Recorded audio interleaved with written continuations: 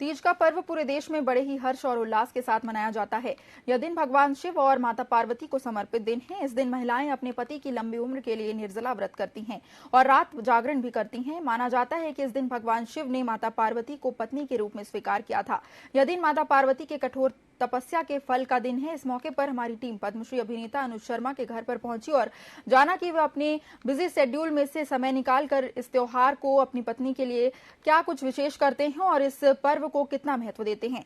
तीज पर्व को लेकर अभिनेता अनुज शर्मा और उनकी पत्नी से खास बातचीत की हमारी टीम ने। देखी है खास रिपोर्ट। तीज का पर्व भगवान शंकर और माता पार्वती को समर्पित त्योहार है और इस दिन का बहुत ही विशेष महत्व होता है और इस त्योहार को छत्तीसगढ़ के लोग अलग अलग तरीके से मनाते हैं। और आज हम बात करेंगे कलाकारों के साथ, कलाकार इस त्योहार को किस तरीके से मनाते हैं।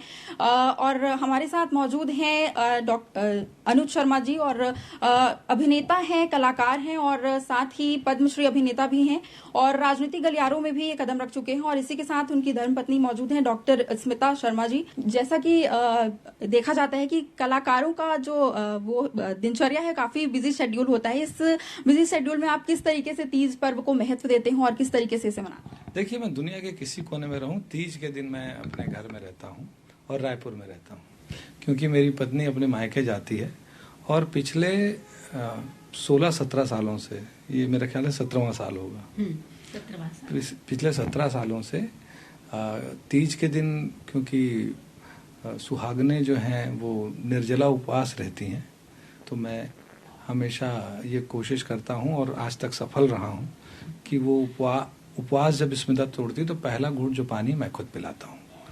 तो ये हम लोग पिछले 17 साल से इस बात को फॉलो करते आ रहे हैं और ये अभी भी कायम है। बहुत अच्छी बात है। और इसी के साथ स्मिता, आपसे मेरा सवाल है कि जैसे कि भगवान की पूजा की जाती है, शंकर भगवान की, तो उसमें बहुत से लोग मिट्टी की प्रतिमा बनाकर पूजा करते हैं और बहुत से लोग मंदिरों में पूजा करते हैं। तो आप किस तरीके से पूजा अर्चना करते हैं?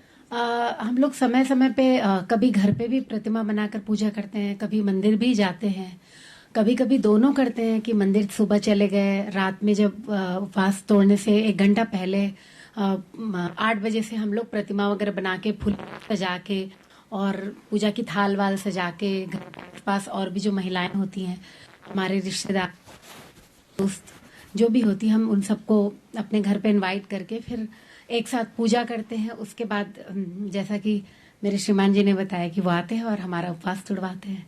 तो हर तरह का हम लोग उत्सव मनाते हैं तीजा को।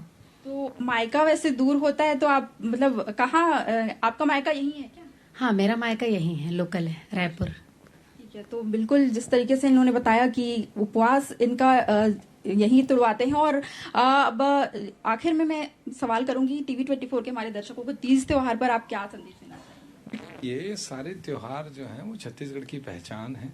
तीजा हमारे यहाँ सबसे ज्यादा खुशी के साथ मनाती है महिलाएं, अपने पति के लिए उपवास रखती हैं। बहुत बहुत धन्यवाद आप दोनों का हमारे साथ जुड़ने के लिए। और तीज का पर्व पर महिलाओं का ये विशेष रूप से त्योहार है, लेकिन पति के लिए चूंकि त्योहार व्रत रखा जाता है तो इसलिए ये दोनों के लिए महत्वपूर्ण होता है। और ये थे हमारे साथ खास मेहमान जिन्होंने तीज पर्व पर हमसे खास चर्चा की है। धन्यवाद।